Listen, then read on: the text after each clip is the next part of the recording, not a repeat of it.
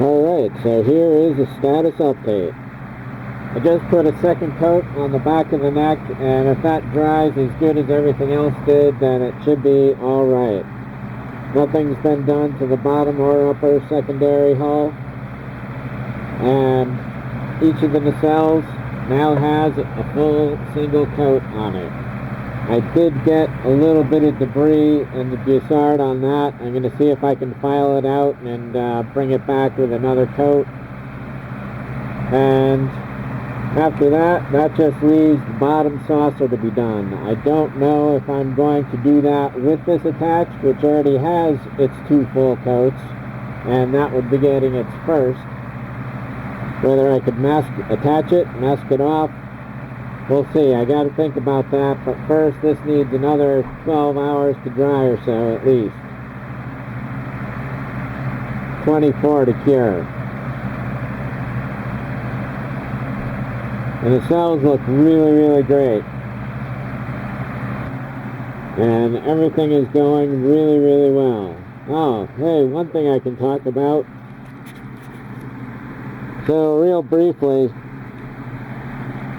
on the first pass of the clear coat, and the second pass actually, I did not mask off the contact points. I've sanded them down on this side and there's sporadic contact right now. I don't know if I can double up another foil sheet on it. We'll see. Over here, I've done some sanding, but there's still no contact at all. The danger is in sanding through the copper entirely, while still leaving other ridges of the copper tape exposed, or the clear coat rather.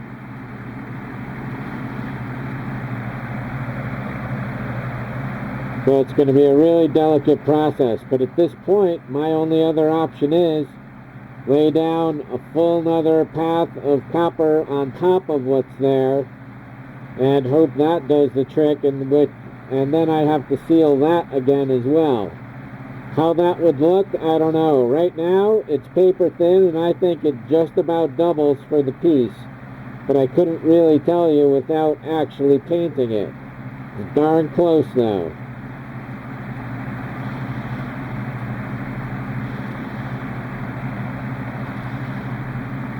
So that's up with that. And once I get these masks off of here, and the mask off of my own face, I'll be able to talk more about that. I do have to install a green LED in the back here for the fiber optic. I may be able to route these 2 red fiber optics into the impulse deck, but I need to have the saucer and the neck attached for that. So in the meantime, I can still keep doing sanding and trying to get the nacelles working. And it's just going to take some time for that saucer. So that's about it. Thanks for watching. See ya. Hey everybody, Model Man here, and this is the continuing saga of lighting the 1701D. I'm just about to pull some pieces out of the paint booth. I had a quick look at a few of them while they were drying. It's a full 12 hours since any of them got any paint. In a lot of cases it was their second or third final coats. In the case of the lower saucer, it was its first coat with the second coat on the upper saucer, but a third coat on the back of the neck. We'll take a look at that. I didn't think I was going to paint the upper hull, but I did anyway, just because a little of the neck looked not quite as glossy mirror finish as it could. And I also gave the lower hull a final pass as well. I'm pretty sure some of them still have to be painted. But overall, I am pretty happy with how this turned out. That's a really nice finish in there.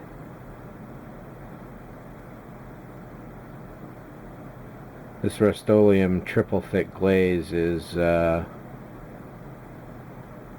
really astounding.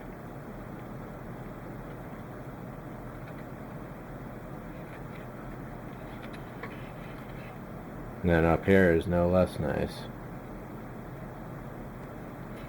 So this piece is done and ready. So as I said, some of the neck had looked a little grainy, pebbly, undercoaty, essentially. So this is such a really difficult shape to paint overall because there's such depth in here and shallowness there that to get it adequately is you're overpainting one or underpainting the other. But overall, I got a really good mix on this one.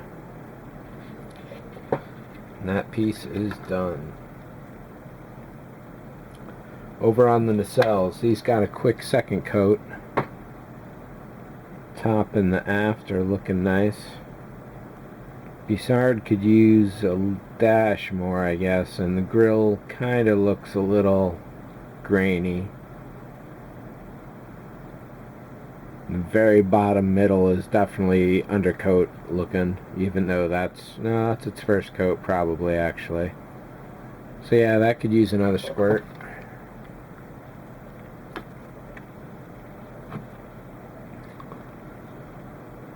And this one immediately looks like a lot of undercoating. There's a little bit of nice gloss finish in here, but a lot of it is definitely not quite there yet. Same goes for the grills, the Bussard. Lower quarters are nice, but again, right down the very middle, where it's most difficult to get the paint going. Yeah, that grill is a little weak. But yeah, overall, looking good. Definitely could use another squirt. So over here on the upper saucer, this is a full 24 hours at this point for this, and at least 12 to 18 for this area here. And that back neck is definitely nice and mirror finished. In this area, it's a little weak right down there, but then the whole rest of it gets to be a little more refined than the bottom looks, but it still has that grainy texture look to it in a lot of places. So the difficulty with this piece is, of course, the size. I mean, it's just freaking huge. So when I was painting this, I was basically holding it parallel to the paint spray going across and then kind of bringing it back down and hoping I wasn't going to get too much blobbing up or running anywhere going on. And luckily I didn't, except there's a really small bit right in that area there. But not too bad overall, considering the overall volume involved with this thing. So I think what I'm going to do is, rather than sit here and work on it, I'm going to stand up and try and spray over it. That's going to cause its own problems with the paint can, because that really should be perpendicular, but I'm able to get some angles working somehow. Then this is the really nice looking piece. This is a single first pass essentially, and it is just so uniform in color and texture. Yeah, color, what am I thinking of? It's just so uniform in texture that it really went down really beautifully. I learned a little from working on the upper saucer when I did this, so I think that definitely helps why this is so good. So this is definitely going to get a second coat, and if I can finish it off in that, that'd be great, but it's probably going to need a third coat just like this one here. This is pretty good, but I know exactly how glossy and glassy this thing can really get.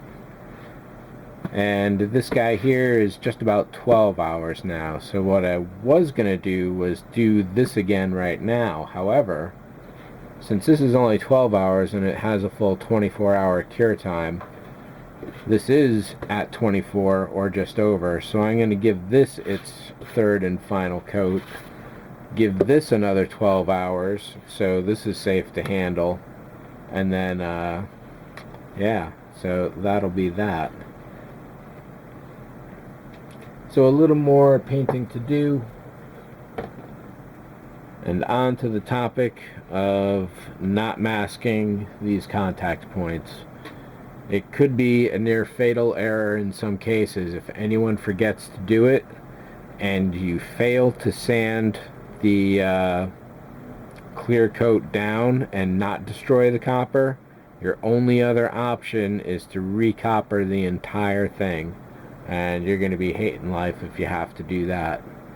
So my mistake was that on the first pass of this gloss, I forgot to mask this stuff. And I remember I can see in the video where it happened previously, where I took them off because I wanted to see the whole thing lit up, and it did look beautiful. But I forgot to put the masks back on. And all of the copper on the outside got the same even coating. Fortunately for the second pass, I caught the error, masked it off for that, and I only had a little bit to do. However, what I'll do is get the camera working off the tripod here. So this is doing a lot of wet sanding with 400 grit, and you can see that there is several layers going on here, and I am in danger of actually wearing out the metallic part of the contact and rendering this piece useless. There is sporadic contact between this and the nacelle, so all is not lost. I may be able to simply put another piece of copper tape over this one, in which case that'll be that. Over here on this side, testing it out randomly, there is power going through there, but not where the nacelle needs to contact. So I need to sand down some more here very, very carefully, and possibly do the copper tape trick if that seems to work for the port side. Unless I test it out on the starboard side. We'll see. And hopefully my masks for that copper tape have not failed, because if that happens, then all is lost at that point. So, big stakes, big gambles. The painting continues. Thanks for watching. See ya.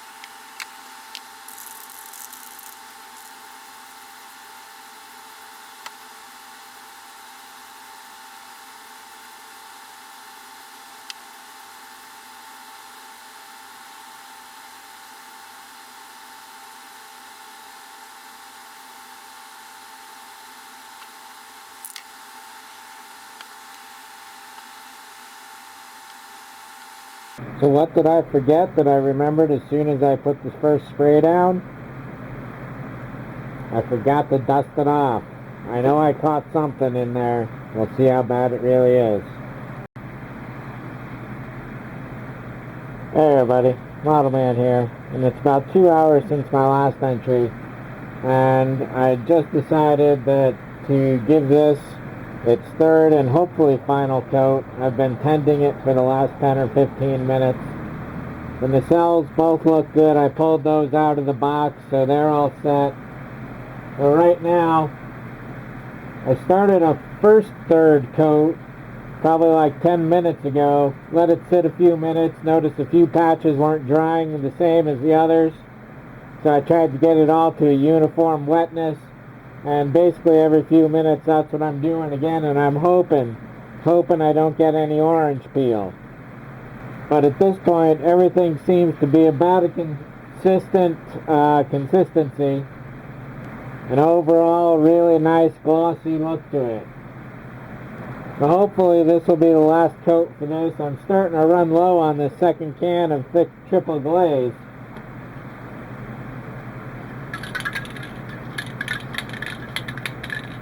I've probably got just under a half a can left, and I'm hoping that's going to be enough for the top. I shot the very back with a third coat, so that looks really good. Looks like 3 is the magic number with this stuff for triple thick, I guess. Yeah, this is going to look real beautiful when it's all done and assembled. Piece of glasswork. The directions on this triple thick glaze kind of surprise me. Standard stuff like shaking vigorously, etc. One of the things is apply 2 or more coats a few minutes apart. Dries to the touch in 5 minutes, can be handled in 20 minutes, fully cured in 1 day. This stuff is crazy. Apply clear in 2 to 3 light coats a few minutes apart. I'm really surprised they don't have you wait a lot longer than that. However, as thick as I think I've been going on this, still no orange peel, so I'm happy about that.